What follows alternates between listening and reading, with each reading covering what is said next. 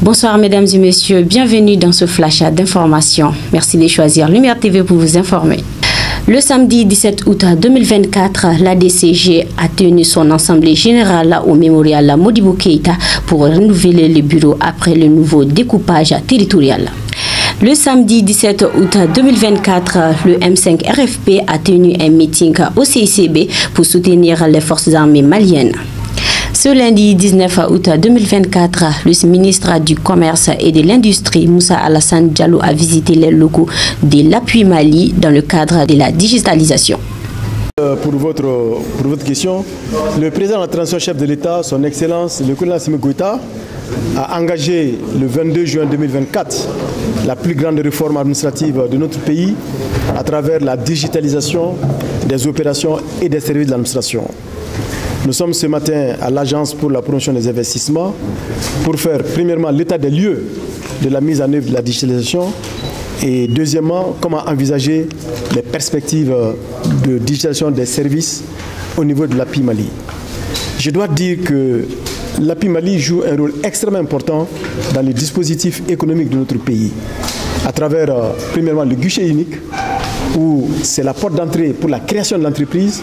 Et à ce titre, tous les process liés à la création de l'entreprise doivent être digitalisés. Autrement dit, qu'un Malien, un opérateur économique, un investisseur étranger, à partir de son salon, à partir de son bureau, puisse arriver à créer son entreprise sans avoir aucun contact physique avec les services de l'Agence pour la promotion des investissements du Mali.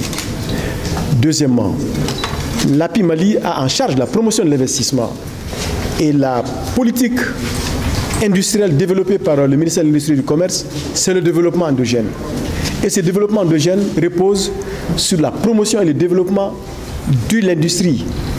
Autrement dit, la création des petites et moyennes industries, la création des grandes industries, la création des moyennes industries, de façon à transformer le potentiel agricole dont dispose notre pays afin de permettre aux Maliens de nourrir les Maliens.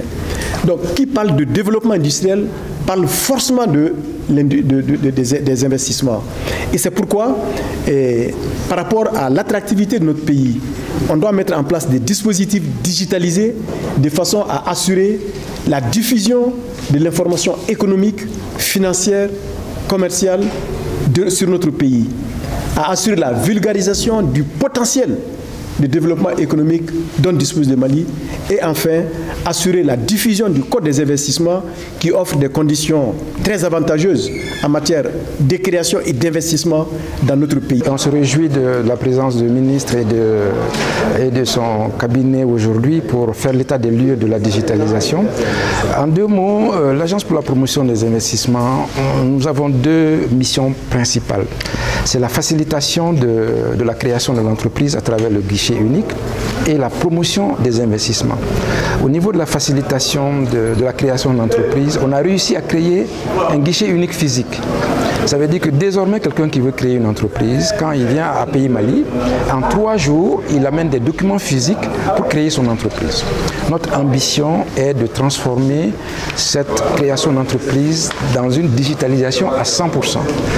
Qui va nous amener à ce que le créateur n'est pas obligé de venir à la Pays Mali, qu'il soit chez lui au Mali ou à l'extérieur, à travers les outils digitaux, qui puisse créer son entreprise, faire son paiement et avoir son registre de commerce et son INA en moins de 24 heures. Nous sommes préparés à cela. Comme l'a dit le ministre tout à l'heure, il y a des contraintes qui ne dépendent pas de nous et qui ne dépendent pas de notre ministère. Mali, dans ce dernier temps, les eaux de pluie ont causé des dégâts dans certaines localités, notamment Bamako, Ségou, Gao, Nara, Bandiakara. Et selon certaines informations de la météo, les prochains jours seront difficiles. Ce lundi 19 août est dédié comme journée mondiale de l'aide humanitaire. Le Mali, notre pays, la fête dans un moment crucial de crise sécuritaire et des inondations des eaux de pluie. Ceci met fin à ces flashs d'informations. Mesdames et messieurs, bonsoir et bonne suite de soirée. Besoin de matériel électronique à Bamako, plus d'inquiétude. Désormais, Yélé électronique est à votre disposition. Yélé électronique, Chomamoutou Traoré, au niveau du carrefour Mayambougou, vers le lycée Mabélé au centre Mabélé à gauche, on peut trouver tout genre de matériel des artistes, des mosquées, des salles de conférence, des studios, des radios, des sonorisations, des empiles, des bafoules et plusieurs autres matériels. Chez Mamoutou Traoré, la satisfaction est rassurée.